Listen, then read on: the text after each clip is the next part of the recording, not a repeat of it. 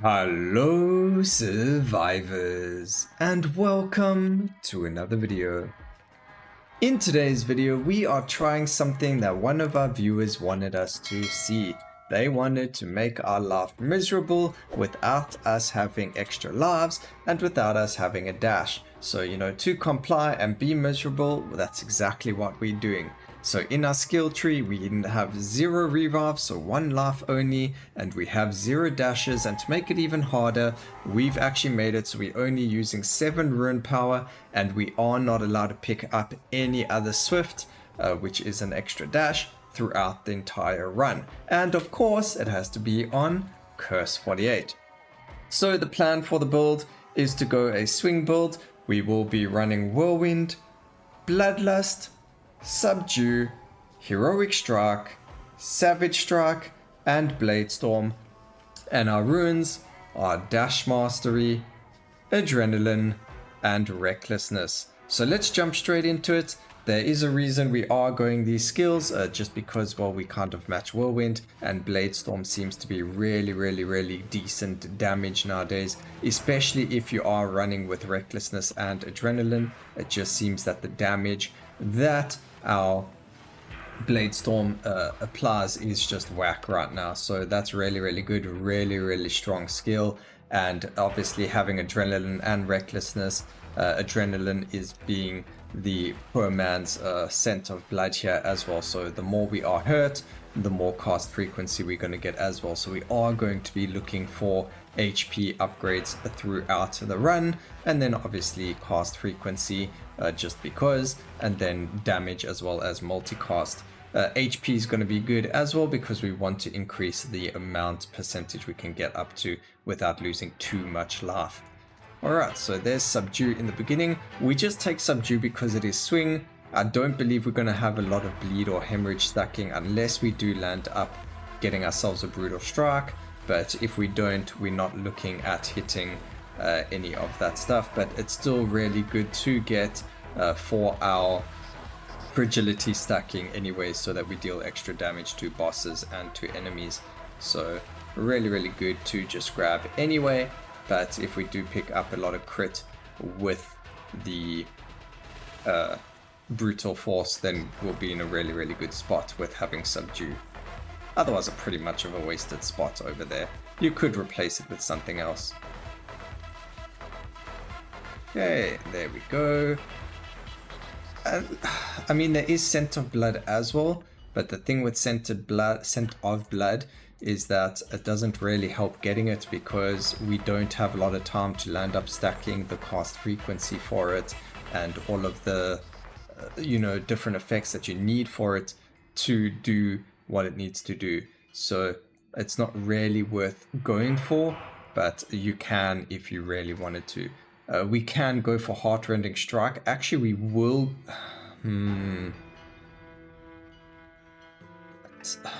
It does cause hemorrhage. Okay, we'll test this. We're going to take it as a skill for right now. It does cause hemorrhage, but not many stacks anyway. It is a swing skill, but it wasn't planned.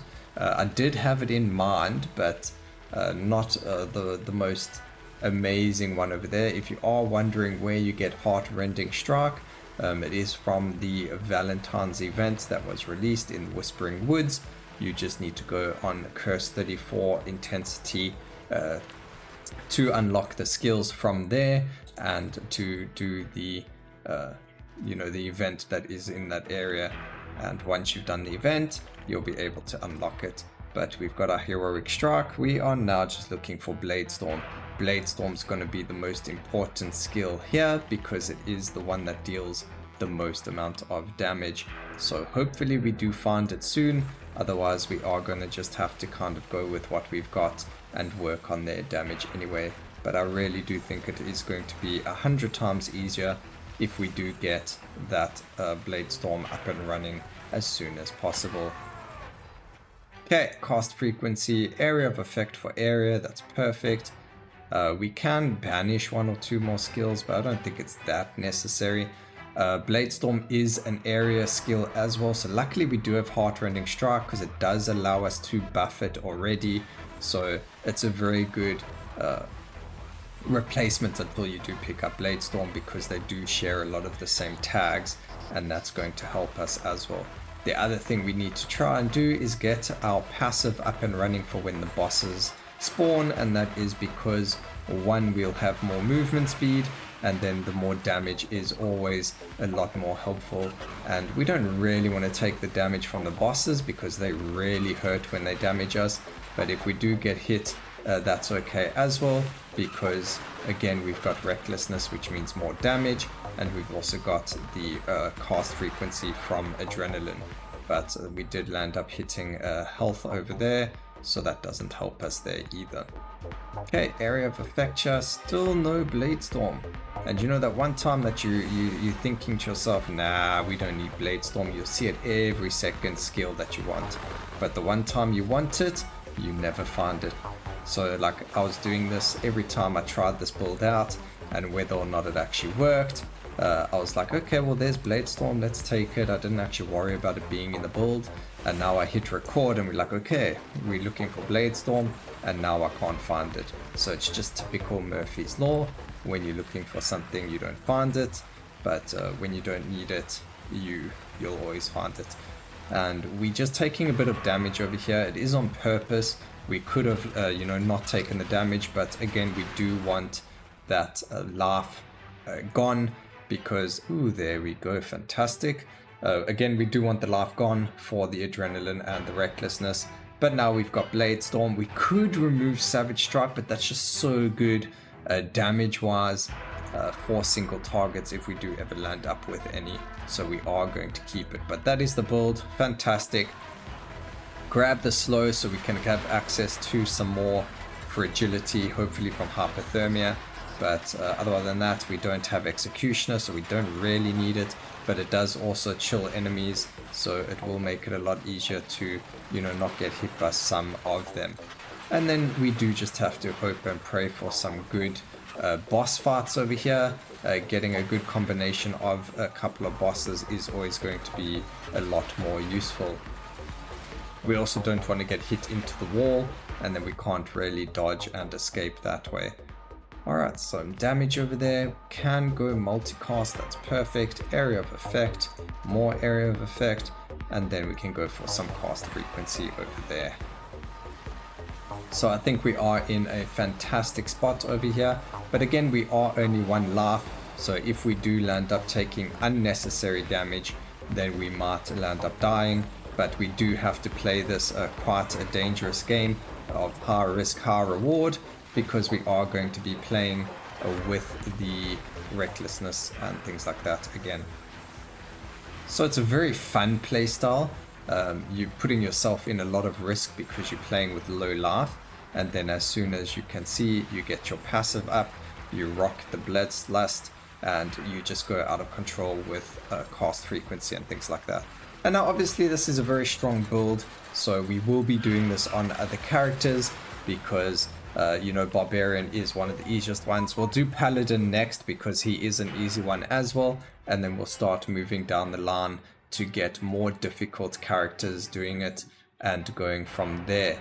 So we do want the area there, and then again, carrying on from what I was saying, we will do this on the other characters, getting Paladin and Barbarian out of the way. They are the strongest characters, and they don't need the dashing and things like that. They just do way too much damage, and the Barbarian with his passive is one of the easiest ones.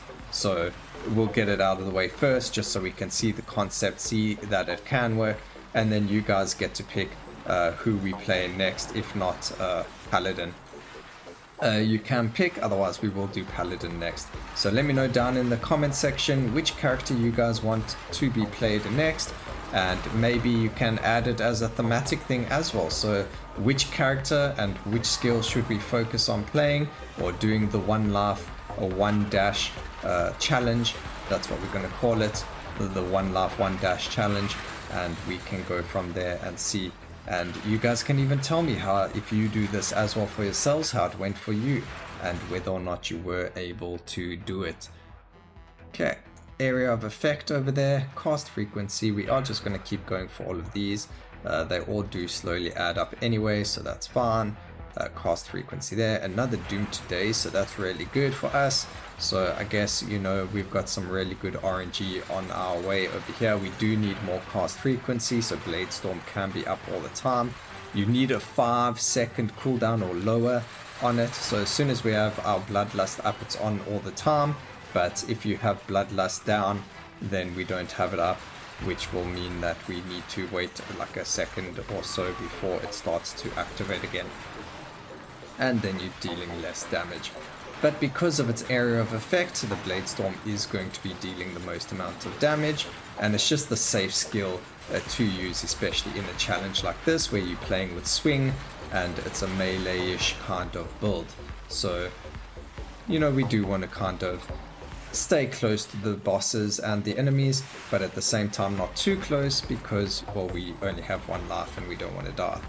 Also, if it does interest you guys and you want me to like start talking about other things like, you know, my life and just interests and things like that, again, let me know down in the comments if you have anything you've ever wanted to know or anything like that. We can do like a little video where we just do like a WeChat sort of thing where I answer some questions on the comment section, and we can just have the game playing in the background with the build running or something like that. Just an idea that I've had from someone that posted something similar in on Twitter the other day, where they mentioned, you know, they would love to see some of the guys that play games actually have content revolving around not only gaming but also on some of their personal life, you know, at least talking about their personal life and not only the game. So you've got something more, sometimes more interesting to listen to than just the game audio or me talking about everything game related. So if that is something you guys are interested in as well, let me know down in the comment section, and it could be something that we look into for the future use.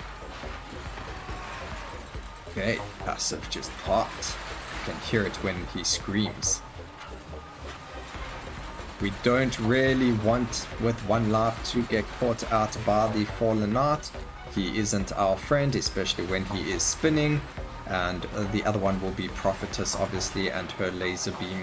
They are probably the most dangerous ones. His shield bash isn't one-shot potential until you get into the higher curse or higher overlord sections, so we don't have to worry about that. But you do have to worry about his spin, because if you get caught in it, you will die. So fantastic. Our run is over. I hope you guys enjoyed it. It was an under 9-minute run, which is actually better than all of my practice attempts. But there we go. Like I said, Blade Storm dealing 23 million damage, and Heroic Strike also very, very strong. So let me know what you guys thought about the video down below. Please remember to like, comment, and subscribe for more videos like this in the future. And always remember, keep safe, survivors. Until next time, cheers.